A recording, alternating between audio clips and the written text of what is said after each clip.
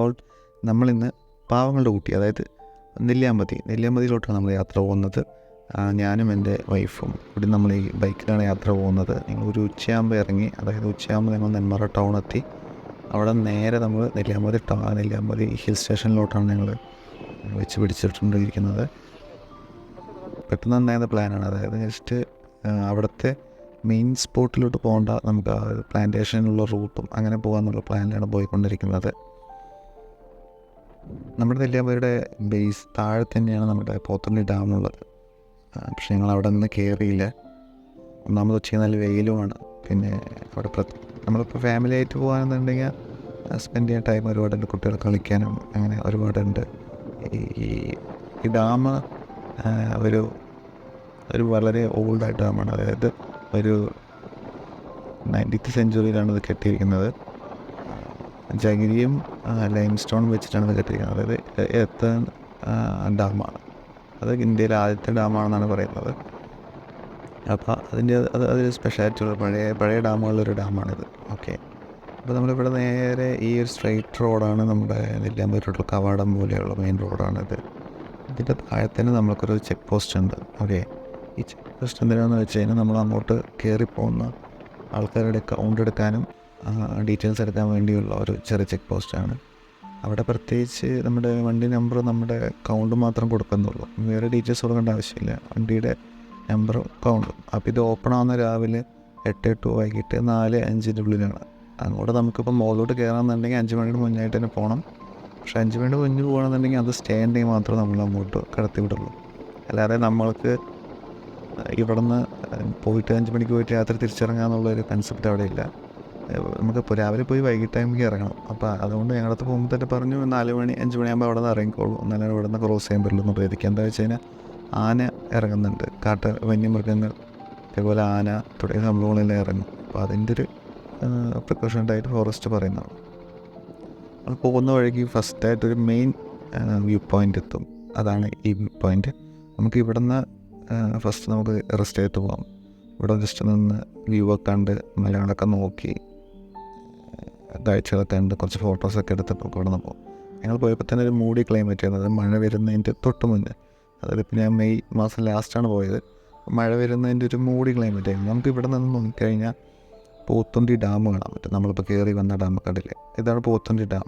ഇത് വരുന്ന വഴി ചില സ്ഥലങ്ങളിൽ നമുക്ക് ക്ലിയർ ആയിട്ട് കാണാൻ പറ്റും, പക്ഷേ ഇവിടെ നിന്നാണ് ലാസ്റ്റായിട്ട് കാണാൻ പറ്റും. ഇവിടെ നിന്ന് പിന്നെ നമ്മൾ മലയുടെ മറു സൈഡിലോട്ടാണ് നമ്മൾ യാത്ര ചെയ്യുന്നത്. ഞങ്ങളിപ്പോൾ വണ്ടിയിൽ നിർത്തി കുറച്ച് ഷോർട്സും വീഡിയോസൊക്കെ എടുത്ത് പുള്ളിക്കാരിയൊക്കെ ഫോട്ടോസ്, നമ്മളങ്ങനെ കുറച്ച് ഫോട്ടോസൊക്കെ എടുത്ത് സമാധാനത്തിൽ കയറാമെന്നുള്ള രീതിക്കായിരുന്നു. ഇന്നത്തെ തിരക്കുണ്ടായിരുന്നില്ല, എന്നാലും അത്യാവശ്യം ആൾക്കാരുണ്ടായിരുന്നു. ഒരു വീക്കെൻഡ് ആയിരുന്നു.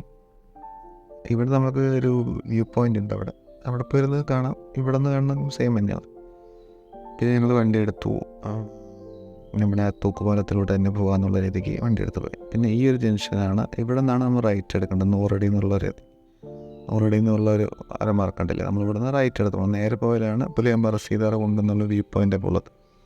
പിന്നെ ഇവിടെ നിന്ന് പോകുന്ന സമയത്ത് നമുക്ക് AVTയുടെ എസ്റ്റേറ്റ് കാണാൻ പറ്റും. AVT എസ്റ്റേറ്റ് കടന്നിട്ടാണ് നമ്മൾ പോകുന്നത്. അതായത് കേശവൻപാറ എന്നുള്ളൊരു പോയിൻ്റ് ഉണ്ട്, അവിടെ നിന്ന് നേരെ സ്ട്രൈറ്റ് പോകണം.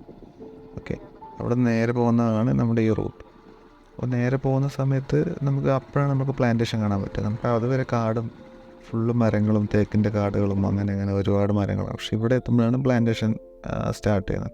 ഇത് 1890-കളിലാണ് ഇവിടെ ബ്രിട്ടീഷുകാർ വന്നിട്ട് ഈ പ്ലാന്റേഷനൊക്കെ സ്റ്റാർട്ട് ചെയ്തത്. അതിനുശേഷം 1990-കളിലൊക്കെയാണ് നമ്മുടെ പോപ്സ് വന്ന ഒരു പ്ലാന്റേഷൻ ഗ്രൂപ്പ് മൊത്തത്തിൽ മേടിച്ചത്. അപ്പോൾ അവരുടെ കയ്യിലാണ് ഇപ്പോൾ ഉള്ളത്.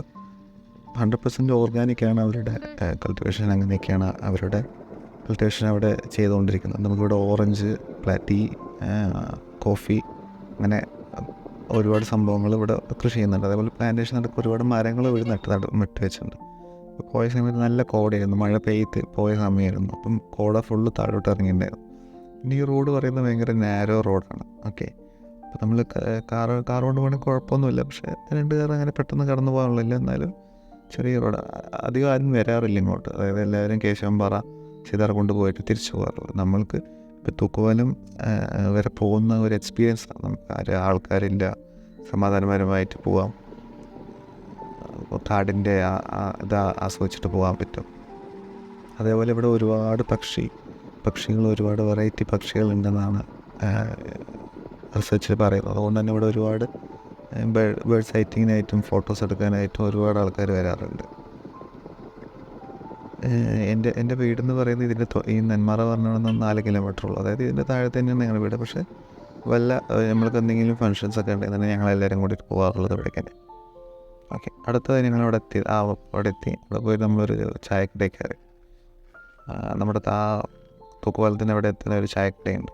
അപ്പോൾ ആ ചായക്കടയിൽ നിന്ന് ഞങ്ങൾ 2 ചായ കുടിച്ച് സ്നാക്സൊക്കെ കഴിച്ചിട്ട്, എന്താ വെച്ചാൽ നല്ല മഴയായിരുന്നു. ചായ കുടിക്കാൻ നല്ല ആഗ്രഹമായിരുന്നു പുള്ളിക്കാർക്ക്, ചായ കുടിക്കണം എന്നാണ്.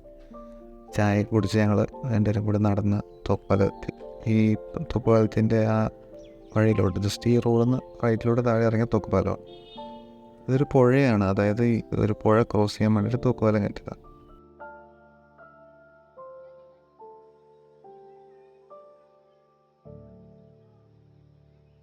പക്ഷെ ഇത് നല്ലപോലെ വഴുക്കുന്നുണ്ട്. നമ്മൾക്ക് നടന്നങ്ങോട്ട് കയറും മഴ സമയത്താണ് വഴുക്കുന്നുണ്ട്. പിന്നെ ജസ്റ്റ് നടന്ന് നമുക്ക് പോകാമെന്നുള്ള രീതിക്ക് ഞങ്ങൾ നടന്ന് പോയി. പിന്നെ അതേപോലെ തിരിച്ചിറങ്ങുമ്പോൾ ഞങ്ങൾ അതേ താഴെ കൂടെ ഇറങ്ങി ആ പുഴ ക്രോസ് ചെയ്തിട്ടാണ് കയറി വന്നത്. താഴെ കൂടെ അങ്ങനെ അതേ ക്രോസ് ചെയ്ത് ഞങ്ങൾ അതേ മുകളിലോട്ട് കയറി. ഫാമിലിയായിട്ട് പോകാൻ പറ്റിയ സ്ഥലമാണ്. ഞങ്ങളെല്ലാവരും പോയി. എങ്ങനെയുണ്ടെന്നൊരു റെസ്പോൺസ്. Thank you.